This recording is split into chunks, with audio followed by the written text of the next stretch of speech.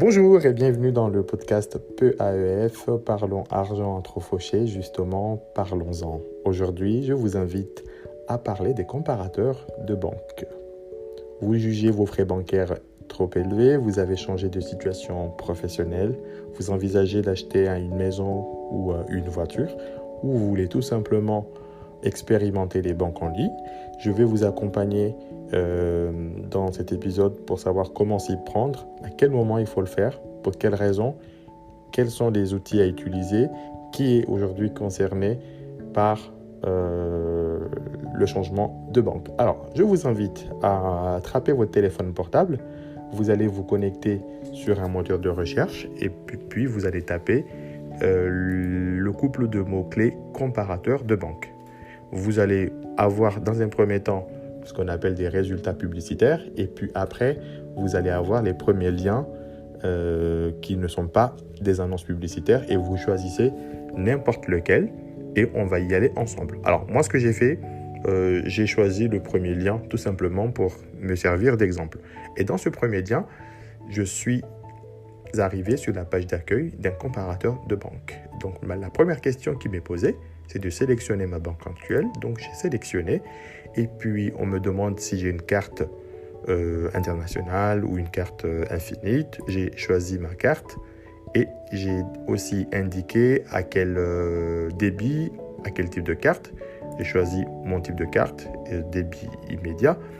Après, vous allez arriver sur une page où on va vous poser un certain nombre de questions rapides pour connaître votre comportement. Alors, ici, par rapport au questionnaire, on va vous demander de remplir votre nom, votre prénom, vos adresses. On va également vous demander si vous avez besoin de vous rendre dans une agence ou de gérer une relation 360, à savoir téléphone, application, conseiller bancaire. On va vous demander votre niveau de revenu. On va vous demander également si vous avez des projets dans l'année. On va vous demander aussi si vous estimez que votre banque actuelle vous prenne beaucoup trop de frais. Donc, en répondant à ces questions, vous allez avoir des suggestions de banques selon les réponses que vous auriez données. À vous de faire le tri, à vous de vous poser la question, est-ce que j'ai besoin d'être reçu par mon conseiller? Est-ce que j'ai besoin de digitaliser l'ensemble de la relation? Est-ce qu'aujourd'hui, par exemple, j'ai besoin qu'on m'édite des documents papier?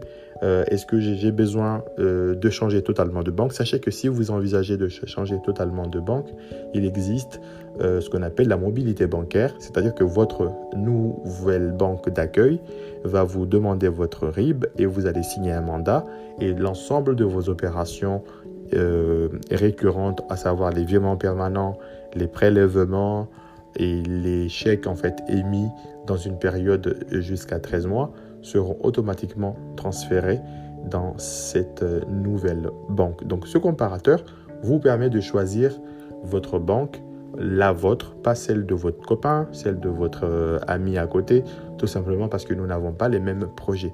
Donc en faisant votre choix, sachez qu'aujourd'hui, la tendance est la suivante. Plus vous demandez de l'accompagnement, plus vous demandez des services, plus vous aurez affaire en fait à une intervention humaine et le service est facturé. Et plus vous chercherez à digitaliser, à être plus autonome, à faire les choses de vous-même, donc vous allez plutôt être orienté vers des banques en ligne ou des banques digitales. Donc sachez qu'il n'y a ni mieux ni pire.